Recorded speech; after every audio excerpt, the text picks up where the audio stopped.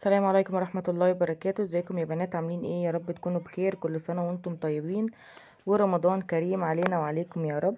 النهاردة هنعمل مع بعض اجمل قطايف في البيت من كوبايتين دقيق بس، من غير مكونات كتير ولا غلبة كتير. هتعملي اكبر كمية من القطايف اللي انتوا شايفينها دي بكوبايتين دقيق. انا عملت الكمية دي، هوريكم دلوقتي كل حاجة بالتفصيل. بس يا ريت ما تبخلوش عليا بلايك وبشير، ولو مش مشتركة في القناة تشتركي وتفعلي الجرس. ويلا بينا على المقادير.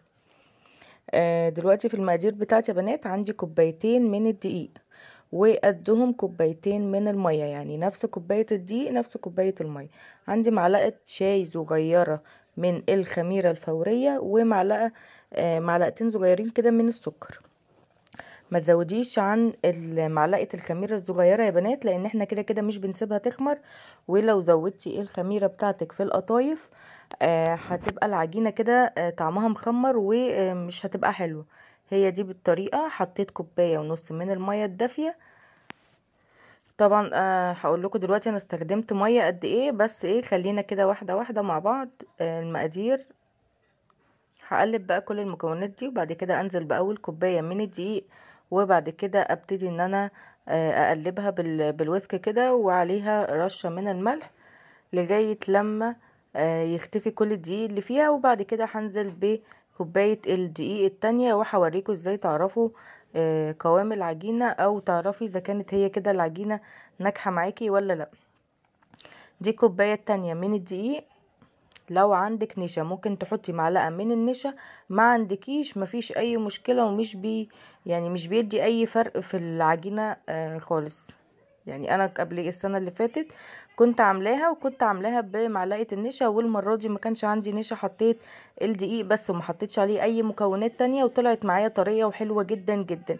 خلصت كوبايتين الدقيق، وجبت كمان ربع كوباية من المية. حسيت الخليط بتاعي لسه تقيل، فزودته كمان من ربع كوباية من المية. هبتدي بقى ان انا ادوب المكونات بتاعتي كده، وادوب الدقيق كويس عشان ما يبقاش فيه اي تكتلات. وهسيب المضرب دلوقتي، وهجيب بقى اسباتيولا كده واقلب من فوق لتحت عشان لو في اي دقيق. وهوريكي دلوقتي تعرفي منين. بتجيبي ظهر المعلقه وتعملي فيه خط كده، لو الخطين لحموا في بعض يبقى يعني السمك بتاعها لسه خفيف ومحتاجه دقيق تاني. ما مسكش زي ما انتوا شايفين كده وفضل موجود زي ما هو، يبقى كده هو قوام العجينه بتاعتنا مظبوط كده وحلوه جدا. هجيب بقى دلوقتي الغطا بتاع العلبة، وهغطيها يا دوبك بس 10 دقايق ولا حاجة ترتاح، بس مش هسيبها تخمر ولا اي حاجة. تمام. دلوقتي بقى خلصت عدت ال10 دقايق. هبتدي بقى ان انا اجيب الاسباتيولا بتاعتي واقلب المكونات تاني. انتوا زي ما انتوا شايفين ما خمرتش، انا يعني سبتها كمان اقل من ال10 دقايق، يعني وقت بسيط جدا لغاية بس ما حضرت الحاجة اللي انا هبتدي اشتغل فيها. جبت بقى هنا عندي دورق كده او شفشق بتاع المية مكتوب عليه رمضان كريم، يعني يلا عشان كل سنه وانتم طيبين، كل حاجه بتاعه رمضان نشتغلوا بيها. وهجيب المصفى السلك بتاعتي، وهبتدي ان انا اصفي الخليط بتاعي دوت. لو عندك يا بنات هاند بلندر، او هتعملي المكونات اللي انا بقولك عليها في الخلاط، مش هتحتاجي ان انت تصفيها في المصفى دي. لكن عشان انا عملتها بالمضرب اليدوي، وكمان عملتها بالمضرب اليدوي عشان خاطر اوريكم ان هي سهله وسريعه ومش محتاجه اي افتكاسات يعني.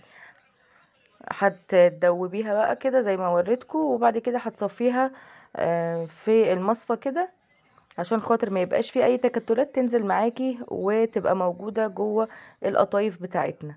هبتدي دلوقتي بقى ان انا هغطي الدورق بتاعي دوت.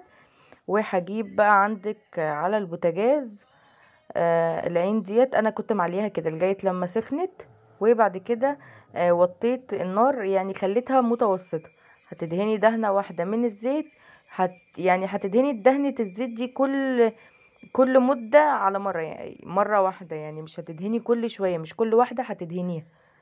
هجيب بقى دلوقتي قربت لكم النار، هحط من القطايف بتاعتي او السائل يعني على النار. اول ما تلاقيها عملت فقاقيع كده وعملت اخرام كده، يبقى كده هي ناجحة معانا وحلوة جدا.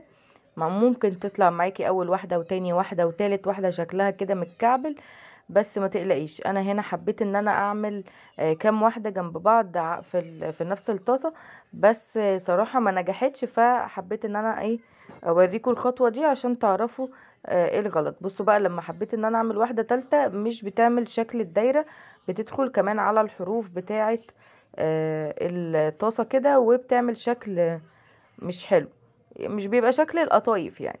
فحبيت بعد ان انا اوريكم الخطوه دي عشان ما تعملوهاش، وابتديت بعد كده ان انا اعمل اللي هي واحده بس في الطاسه كده، وما استعجلش يعني.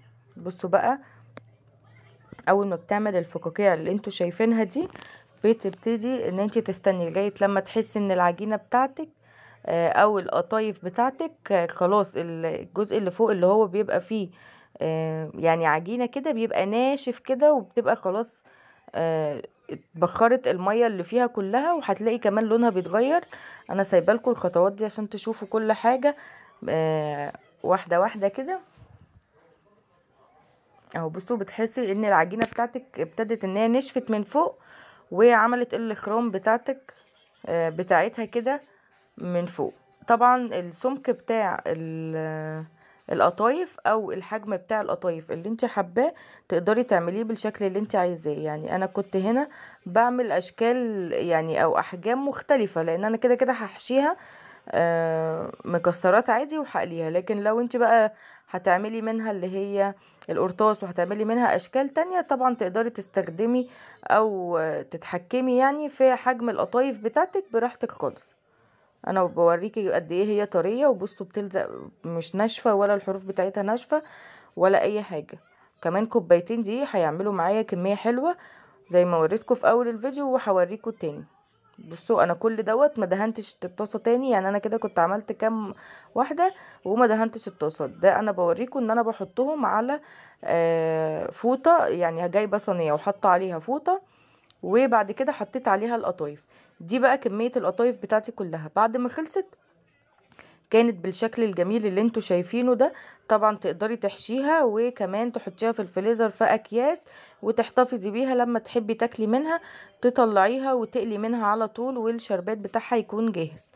ده الشكل اللي انا وريته لكم. اتمنى يا رب فيديو النهارده يكون عجبكم، وتجربوا الوصفه وتقولوا لي ايه رايكم.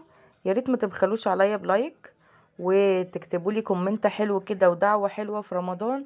وكمان لو مش مشتركين في القناة تشتركوا وتفعلوا الجرس عشان ان شاء الله يوصل لكم كل جديد، وان شاء الله هننزل مع بعض فيديوهات كتير في رمضان. مع السلامة.